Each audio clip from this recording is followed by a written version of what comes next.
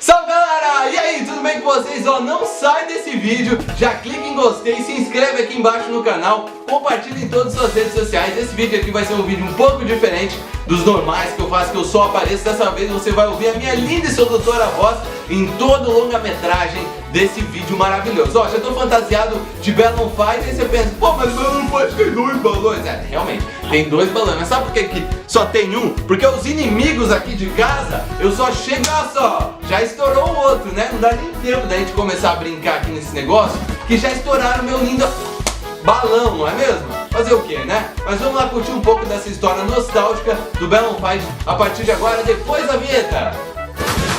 But if you close your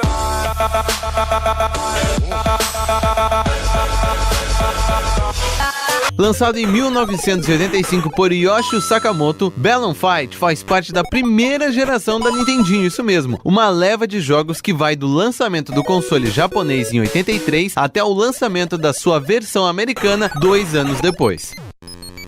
Balloon Fight começou no ocidente pouco depois do lançamento do Nintendinho nos Estados Unidos, perdendo por pouco a honra de fazer parte de sua fantástica lista de jogos de lançamento. Ainda assim, ganhou a lendária capa minimalista dessa primeira leva de jogos, como aquela do Excite Bike. Lembra aquela motinha legalzinha? Ou não lembra? Tem que jogar no online, né? Essa capa ajudou a estabelecer a empreitada da Nintendo como uma máquina com jogos polidos, responsivos e facilmente compreensíveis. Mas antes da gente falar do Balloon Fight, a gente tem que saber que o Balloon Fight veio de outra ideia muito simples, o avestruz, ou simplesmente chamado de Joust. O Balloon Fight, que era uma ideia simples, foi claramente inspirada num jogo de 1982, como eu já falei, Joust. Só que dessa vez ele foi executado com perfeição pelo time da Nintendo. Joust era um jogo para arcades criado pela Williams Electronics, em que cavaleiros competem montados em avestruzes, isso mesmo, ó a loucura. Quando dois cavaleiros chocam suas lanças, vence aquele que tiver mais alto na tela, de modo que é necessário pressionar o botão várias vezes para que o avestruz bata sua asa e seja possível ganhar atitude aos poucos. Quando o jogador para de pressionar o botão, o avestruz então começa a cair imediatamente, tornando o ato de controlar o voo da ave uma arte suave, vamos dizer assim. Ao atingir de cima o adversário, ele se recolhe à forma de um ovo que choca-se de volta à vida caso não receba o último e derradeiro golpe mortal. Joust foi um grande sucesso em sua época, menos pela ambientalização bizarra de cavaleiros em cima das aves de asas atrofiadas e mais pelo fato de ser um dos primeiros jogos a permitir multiplayer colaborativo com 2 jogadores ajudando-se a derrotar as ondas de inimigos que surgem continuamente na tela. Então, o Balloon Fight apenas repensou o modelo, manteve o multiplayer colaborativo, mas trocou os cavaleiros do avestruz por 2 garotos amarrados em 2 balões que batem os próprios braços para ganhar altitude. Pode isso, né? E os inimigos por pássaros bizarros, meio humanoides, assim, igualmente presos a balões, claro, né? Os inimigos pareciam que eles estavam no Halloween, tá ligado? Com aquelas máscaras assim, eu achava muito louco. Quando acertados, esses inimigos vão parar no chão e começam a encher novamente seus balões com uma bomba meia boca de pneu de bicicleta, a menos que sejam mortalmente pisoteados no processo. Eu ia direto lá matar eles, quando caía no chão já pegava, matava todo mundo assim, eu não queria saber, cara.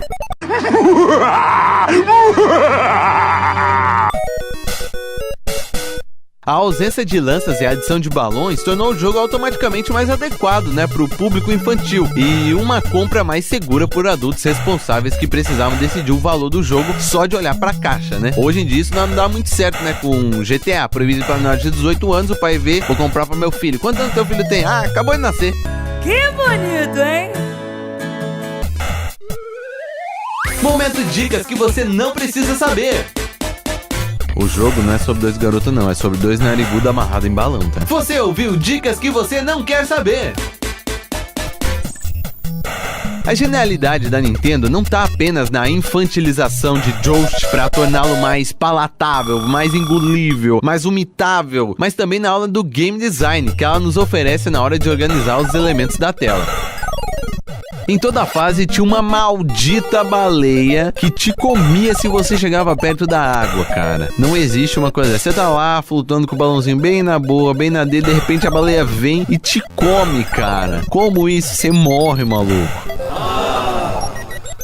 Mas o bom também é que ela não só comia você, ela comia seus inimigos às vezes, né? Às vezes, quando eles vinham de paraquedinha mesmo, meu amigo, ela já dava uma bocanhada assim, chegava a dar um susto. Ai, se assustou.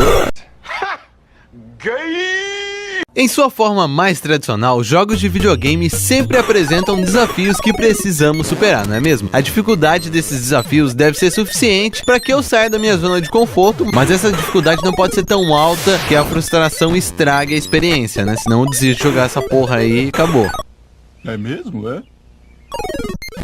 Em geral, os jogos vão aumentando aos poucos seu grau de dificuldade, ao mesmo tempo que aumentam as capacidades do jogador para nunca deixar que se torne fácil demais. Então, se o jogador controla um personagem que vai aos poucos tendo mais armas, mais energia, mais vidas, os inimigos também vão ficando mais e mais poderosos para equilibrar essa bagaça, né? Mas como fazer quando o personagem não ganha nenhuma habilidade ao longo do jogo? Se tudo que é possível saber sobre o jogo já me é acessível em poucos segundos de jogo, como manter uma dificuldade sempre levemente desafiadora? Aí está o desafio dos grandes game designers, os caras fodas da Nintendo e dos videogames antigos que tinham. Em Balloon Fight, o jogador entende perfeitamente a mecânica do jogo já no primeiro minuto. A fase é contida em uma única tela e caso o personagem ultrapasse os limites para direita ou esquerda, aparece imediatamente na esquerda ou direita, né? É preciso estourar os balões dos inimigos sem deixar que estourem os seus, mas eu sempre E para isso é preciso apertar um botão que faz o personagem bater seus braços para ganhar um pouco de altitude. Mas imediatamente o jogador percebe que existe uma física muito louca. Quando ganha velocidade em uma direção, leva um tempo até que você consiga parar o movimento e mudar seu trajeto. Parar de bater as asas vai causar uma queda em velocidade contínua e uniforme. Ó, física, hein? Yoshi Games aqui também é cultura. E leva um tempo até que seja possível ganhar altura novamente. O jogo é simples, mas a física é ao mesmo tempo plausível e muito esquisita, meu garotinho.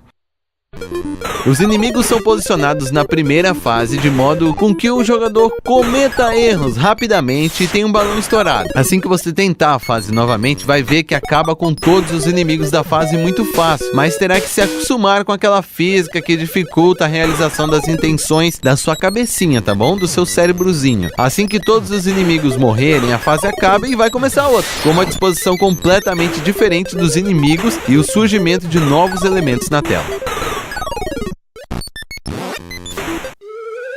Momento dicas que você não precisa saber. A tela é tão lotada de desafios que tem até um inimigo passando na frente do marcador de pontos, tá? Quando você chega na fase 30 e poucos, os inimigos estão tanto na frente que você não consegue nem saber quantos pontos você tem. Você ouviu dicas que você não quer saber.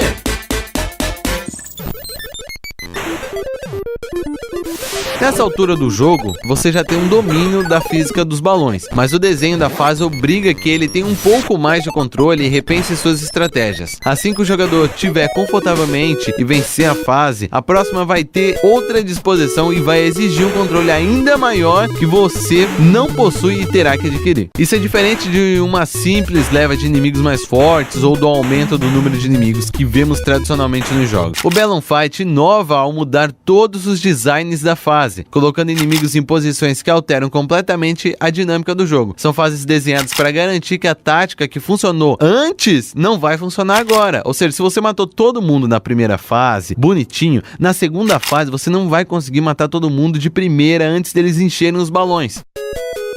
A aventura também presenteia o jogador com fase bônus a cada 3 estágios, onde o jogador precisa coletar 20 balões que saem de alguns canos espalhados pelo cenário e rendem pontos extras. Coletando os 20 balões, são contabilizados pontos bônus pela sua façanha. Pegou os 20, né? Ah, bonitinho. O importante desses estágios também é que caso o jogador chegue neles com apenas um balão, automaticamente você volta a ter 2, garantindo que todos tenham alguma chance de chegar mais longe no game que não possui fim. O legal do Balloon Fight é que você precisa montar um quebra-cabeça de estratégia. Pois é, como é que você tem que fazer? Porque se você ficar embaixo, esperar todo mundo encher e matar só os que estão ali embaixo, eles vão estar voando. E para você subir, você vai acabar estourando os seus balãozinhos e vai morrer. Mas se você subir junto com eles, no desespero de não ficar lá embaixo, vai ser um caos lá em cima. E para você levar uma bordoada de 2 te encocharem e estourarem seus balãozinhos, é facinho. Então isso é muito legal, porque os gamers designers, o que eles pensaram? Não só na diversão, mas também em como treinar o seu cérebro, né? A sua inteligência, querendo ou não, ela aumenta sozinha. Que delícia, né? Por isso que eu sou esperto. Não. Para aqueles que não se interessam pela parte do quebra-cabeça e preferem apenas se divertir com a física do jogo, o Balloon Fight oferece um modo viagem, em que o garoto amarrado em seus balões deve apenas desviar de espinhos enquanto completa um percurso. Esse modelo acabou gerando uma série de jogos de corredores infinitos que povoam os celulares de hoje, tá? Como o infame Flappy Bird, em que a dificuldade está apenas em compreender a física envolvida e não a velocidade dos reflexos. Momento dicas que você não precisa saber. Voar oceano adentro, amarrado em balões, não é uma boa ideia. Não tente isso em casa, tá? O nosso amigo padre mandou lembranças. Você ouviu dicas que você não quer saber. Balloon Fight é o pináculo de um outro tempo, em que os jogos não eram longas jornadas com começo, meio e fim, e ainda resiste bravamente, como uma diversão simples e rápida, que ao mesmo tempo respeita e premia todo o tempo que você decidir investir nele. Palmas, palmas.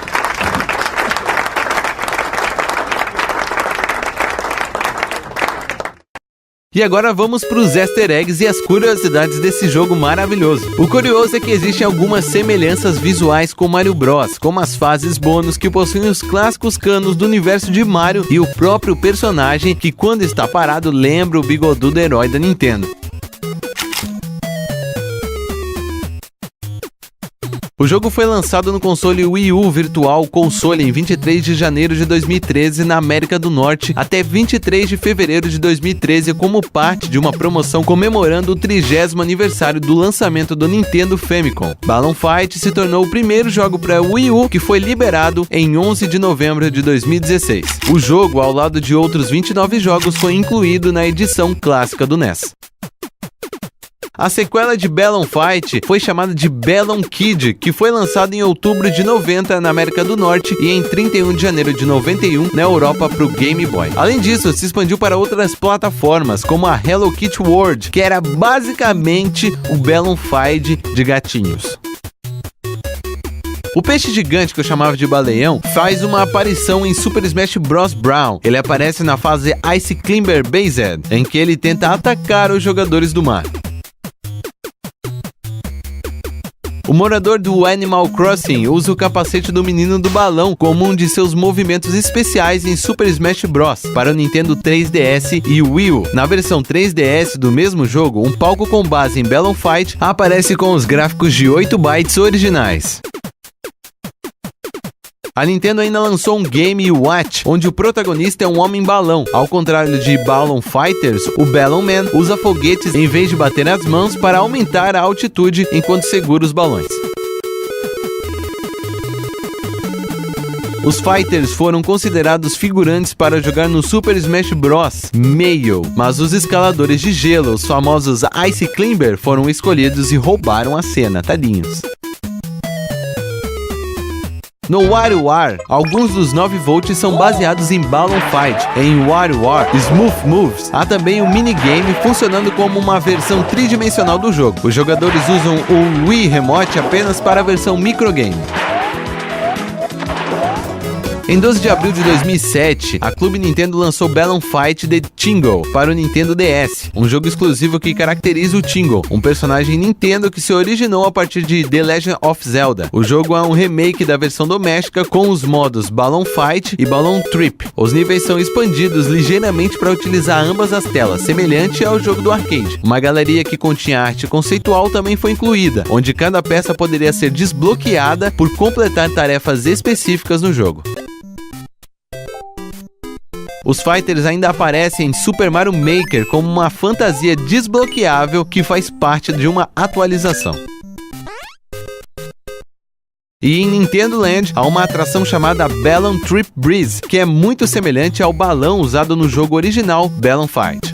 E para fechar, claro que não pode faltar todos os lançamentos desse jogo magnífico. Eu não vou falar todos porque são muitos jogos, especialmente que voltaram à tona agora há pouco tempo atrás. Em 1984 teve Versus Balloon Fight, lançado para o arcade. Em 22 de janeiro de 86 foi o Balloon Fight para Nintendo Entertainment.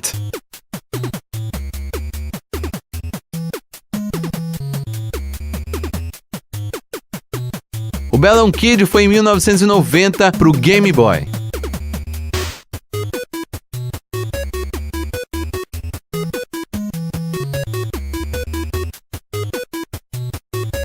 O Balloon Fight GB para o Game Boy Color da Nintendo Power em 31 de julho de 2000.